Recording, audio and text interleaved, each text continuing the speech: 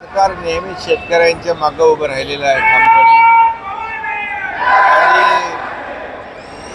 शेतकरी जेव्हा संकटात तेव्हा सरकारने त्यांच्या मागे उभं राहण्याचं काम केलं आहे. आणि आम्ही नेहमी सांगतो, राज्याच्या तिजोरीवर पहिला अधिकार कुणाचा असेल तो आमच्या बळीराजाचा आहे. आणि त्यामुळे काल अंतिम आठवडा प्रस्तावाच्या उत्तरामध्ये मुख्यमंत्री महोदयांनी ज्या कर्जमाफीमधल्या ज्या अटी होत्या त्या अटी काढून टाकल्या, कमी केल्या. 50,000ची अट देखील काढून टाकली. त्यामुळे लाखो शेतकऱ्यांना 2 लाखापर्यंतचं कर्ज जे आहे ते त्यांचं माफ होणार आहे. हा मोठा दिलासा आपल्या बळीराजाला, शेतकऱ्यांना महायुतीने आमच्या सरकारने दिलेला आहे. शरद पवारांनी सुद्धा या कर्जमाफीचं कौतुक केलेलं आहे. याचा अर्थ काय काढायचा नेमका? शरद पवार साहेब हे ज्येष्ठ नेते आहेत. चांगल्याला चांगलं म्हणण्याची त्यांची वृत्ती आहे आणि अनेक वेळा त्यांनी ते दाखवून दिलेलं आहे.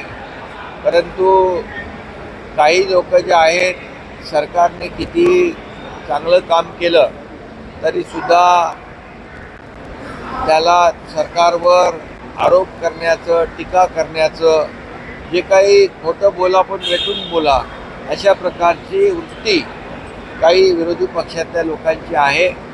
त्यांना हा खऱ्या अर्थाने एक शरद पवार साहेबांनी दिलेलं उत्तर आहे. उद्धव ठाकरे पुढच्या शनिवारी नागपूरला येऊन रामरक्षा पठण करणार आहे, तसं ट्विट संजय राऊतांनी केलेलं आहे. मुख्यमंत्र्यांच्या शहरातील मदत या सगळ्या बाबतीत आली. खरं म्हणजे त्यांना आता जनतेने केली शिक्षा तेव्हा त्यांना आठवली रामरक्षा. देवेंद्र फडणवीस देखील आणि मी सांगतो की हे उशिरा सुचलेलं शहाणपण आहे.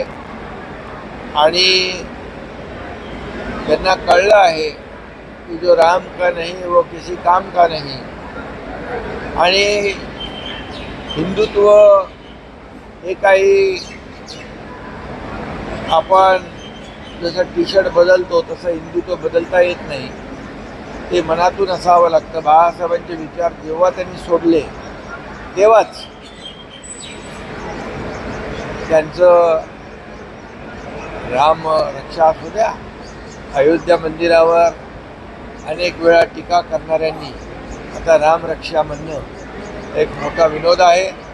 आणि यांनी हनुमान चालिसा म्हणणाऱ्यांना जेलमध्ये ठुसलं, जेलमध्ये टाकलं, आता रामरक्षा. अरे चांगलं आहे. संजय राऊत म्हटले की फडणवीस साहेब दिल्लीत जाणार आहे. जिस तरीके से फडणवीस साहेब दिल्ली हुआ है, किस तरीके की बात सामने आ रही है? यहाँ पर सिद्धिविनायक में जिस तरीके से देखिए, मैंने बताया कि जो एक जब भी वो किलेदार जो मनसे के पदाधिकारी हैं उन्होंने प्रेस कॉन्फ्रेंस ली थी और वो प्रेस कॉन्फ्रेंस का मैं कल के मेरे रिप्लाई में उसका मुद्दा दिया था कि सिद्धिविनायक मंदिर में जब गड़बड़ी हुई थी तभी मुख्यमंत्री रह चुके उबाटाक ने क्यों उसकी जांच पड़ताल करने का आदेश दिया नहीं. तो राम मंदिर के बारे में आज बोलते हैं, राम रक्षा करते हैं. जो राम मंदिर पे टीका करते थे, मंदिर वही बनाएंगे, तारीख नहीं बताएंगे, ऐसे बहुत बड़ी चेष्टा करते थे. लेकिन प्रधानमंत्री नरेंद्र मोदी जी ने राम मंदिर भी बनाया, तारीख भी बता दी. अभी वहाँ पर जो है मैंने उसका दाखला दिया था कि एक प्रेस कॉन्फ्रेंस जो ली थी किलेदार जो मनसे की अभी उनके समिति पक्ष में है, तो इसकी भी जांच उस वक्त कराने का आदेश होना चाहिए था. लेकिन वो नहीं हुआ. इसका ये मुद्दा मैंने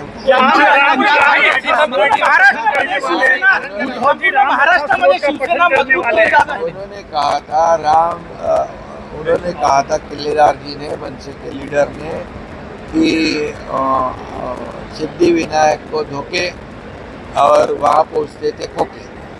अब ये मेरा नहीं है बोलना, मैंने नहीं बोला है, ये उन्होंने प्रेस कॉन्फ्रेंस किया था, उसका दाखिला मैंने दिया है। अभी राम रक्षा तो मैंने बता दिया कि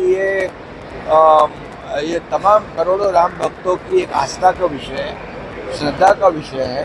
जो हुआ है उसकी जांच शुरू है और उसमें कोई भी नहीं छूटेगा। आपको पता है कि मोदी जी की भूमिका क्या है, ना मैं खाऊंगा ना मैं किसको खाने दूंगा। चोरी तो करने की दूर की बात है।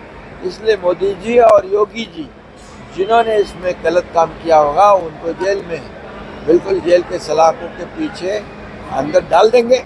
ये विश्वास है। ये करोड़ों करोड़ों राम भक्तों का ये संवेदना का विषय है, ये श्रद्धा का विषय है। तुमच्या नेतृत्वात संपूर्ण महाराष्ट्रात शिवसेना मजबूत केली जाते आहे, विदर्भातही वेगाने काम सुरू आहे, परंतु आमदारकी किंवा इतर संधी त्यावेळेस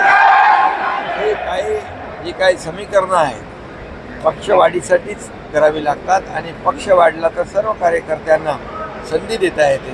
त्यामुळे हे ज्या पद्धतीने लोक येत आहेत शिवसेनेमध्ये, शिवसेना एक दिलेला शब्द पाळणारा पक्ष आहे, दिलेला विश्वास सार्थ करणारा पक्ष आहे, कमिटमेंटचा पक्का पक्ष शिवसेना।